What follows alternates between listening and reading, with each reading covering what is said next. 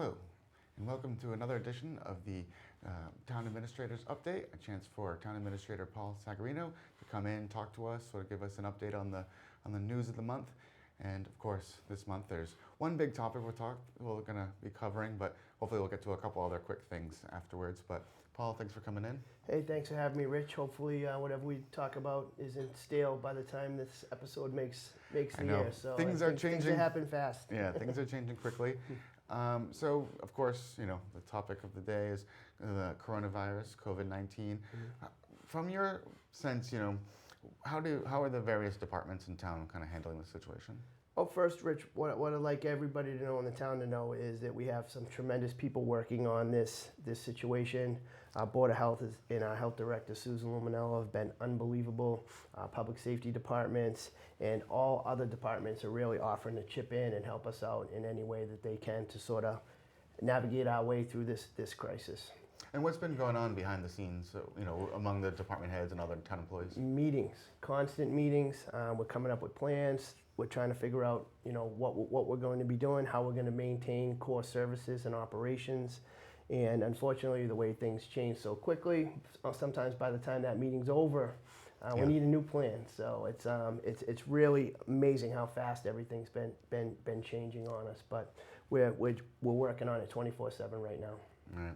Now, some of the things that have been happening, the schools have been closed, Parks and Rec. The library's closing for a couple of weeks. Yep, we do have some impact on non-essential town services, and there will be disruptive. The Council on Aging is canceling all activities and programs. The facility will still be open. It will still be staffed during normal hours. They'll be working on different ways to reach out to our senior population as they are unable to attend events at the facility. We'll be continuing core programs such as delivering meals, making medical transportation trips for our seniors, and I do believe that we still have some programs involving income tax that are still going on. Right. But we got a great handle on that. So although the facility, we're encouraging people not to attend our facilities, by all means, please do call any of our seniors out there. I know that they're accustomed to going to the center. The center will still be open. We're just trying to discourage large groups, as that's one of our most vulnerable population here. And again, we'll find ways to reach out to them. But by all means, please do call us with any questions or concerns, even if you're just anxious about what the situation is going on. And all of our staff will still be there during normal working hours, and they're consistently working on different ways that we can monitor and help our senior population. Okay, very good to know. A couple of things, they're a little bit out, but, with all the precautions around people gathering, any discussion around the upcoming town election or even further out, May town meeting? Yes, our town clerk, Amy Warfield, is working on this issues. We don't have anything to report right now, but she's actively engaged in working through the legal process and working with our town council just so that we can understand our options as we move forward. Currently, we require a court order to change the election date, but it's something that she's looking into just in the event that we need to do something like that. So I will defer to her. She's also considering town meeting. If I could just go back to some of the other departments, Rich. Oh, sure, absolutely. I apologize. The Recreation Department is suspending the last couple of weeks of its winter programs and are not starting up the spring programs yet. And again, just an attempt to discourage large groups from congregating together. So there's an impact there that we're, on the rec programs. Library, again, will be open and staffed, but not open to the public starting tomorrow. You can still call. They can still find ways to get you library materials. There's plenty of online services. So the library will still be functioning, but it won't be a gathering point for the community at this point for a couple of weeks until we understand what's going on better. At present time, we plan on all other municipal operations will be open to the public. Town Hall Annex are open to the public. What we'd like to encourage residents to do, please call ahead. If you can minimize a trip to Town Hall, we would appreciate it. There are many services that can be provided over the phone, through the mail, or online. And just call ahead and don't make any unnecessary trips to our municipal buildings. Just to sort of cut down on the possibility. But right now, we're planning on being open and we're staffing all those facilities. Again, subject to change as we move forward.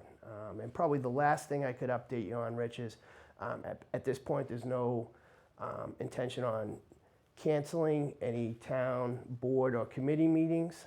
Last night we did receive updated guidance on the open meeting law, which we're trying to absorb right now and put in. What it basically does would allow us to conduct public meetings in a different way, maybe a little bit more remote participation, but still with checkpoints in there to preserve the transparency of public meetings. So Amy is also working on that, trying to put it in a format that we can distribute to the community. So there may be changes in the way we conduct public meetings going forward, but we hope that they will still be able to continue. And again, this is a very fluid situation. Yeah, absolutely. So, I know a lot of information about what's going on. Last thing on this, from your perspective, if people are out there and they're just worried and uncertain about what's going on, just your sense of how well and how serious everyone's taking this. The community, again, we've been working on this for several weeks now, and again, we have top-notch professionals in our departments.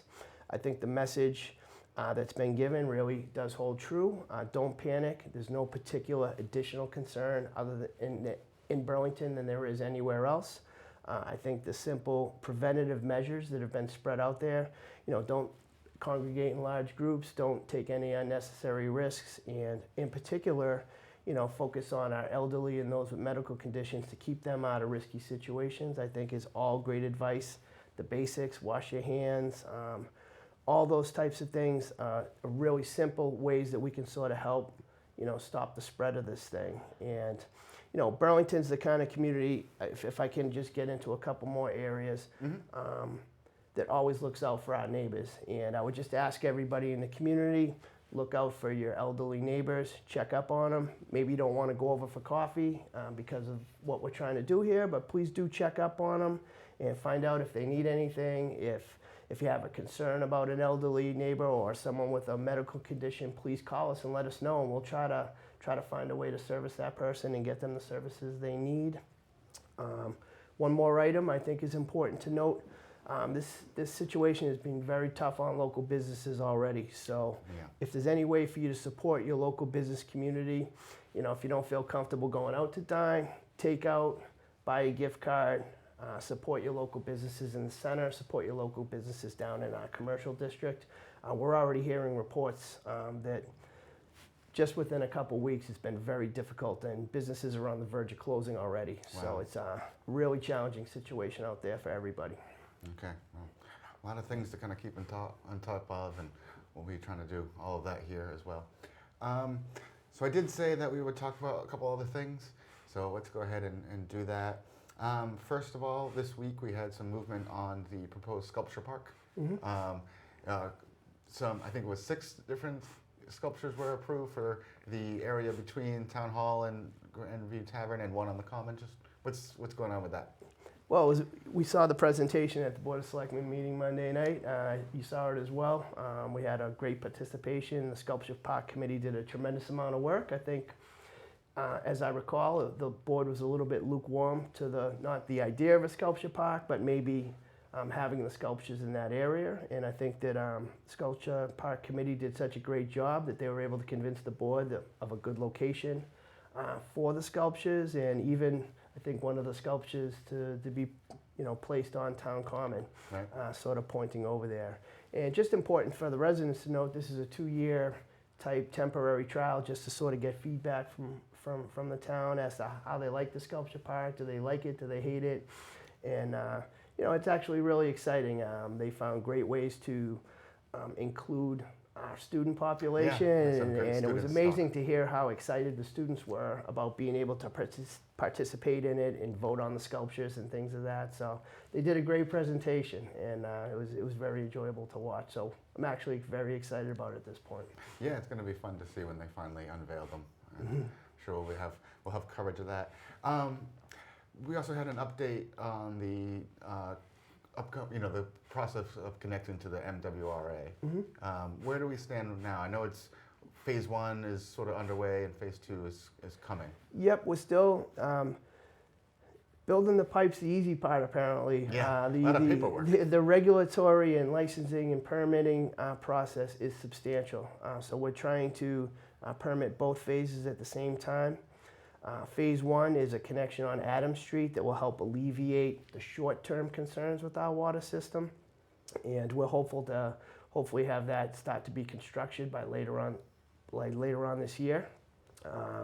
And phase 2 is a little bit longer of a proposal, which will be the large transmission line from Burlington through Lexington to Arlington. We're trying to permit both projects at the same time. And again, I've learned about state agencies involved in water that I've never heard before in my entire life, and acronyms, but our team's doing a great job. John Sanchez and Tom Hayes and our Public Works leadership really is on top of it, and we're moving as quickly as we can, but still checking all the proper boxes we need to do to make sure that it's safe and we get all the proper permits in place. Public hearings are involved, even out at the Quabbin Reservoir, to determine whether or not they want to share the water with us. And it's pretty interesting stuff. Sounds kind of boring when you look at it on paper, but when you start talking through, some of the aspects that they're looking at, it's actually quite interesting. Well, whoever gets to go to the meeting at the Quabbin Reservoir is lucky. It's a beautiful place. Absolutely. And last thing, just obviously Maytown meeting is coming up probably quicker than we all think. Yes. How are the preparations getting the budgets and everything in order? Yeah, we're at least on the municipal side, we're making substantial progress in taking the budgets through the Ways and Means process. As the town knows, it actually starts out, goes through several levels of approval at the town level. Then we start out at a Ways and Means subcommittee where they really go through the budgets with a fine-tooth comb and make suggestions to us as to things that they like, things that they don't like. At that point, we present the budget to the full Ways and Means committee. And at the end of that process, we summarize it into a document. So if I'm not mistaken, we have a couple of large departments left at the next Ways and Means meeting.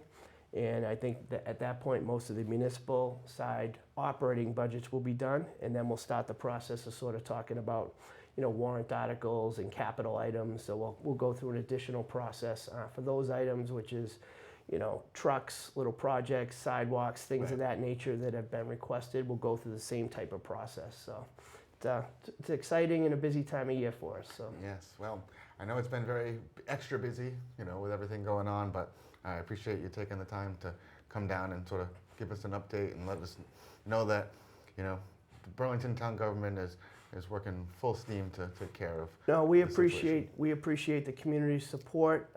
This situation is very disruptive to all of us, and we understand that. And we do appreciate everybody's understanding and support as we work our way through this. All right. Normally we'd shake hands, but I think we should practice what we preach. There you go. There we go. Perfect. Thanks, right. Rich. Thank you very much.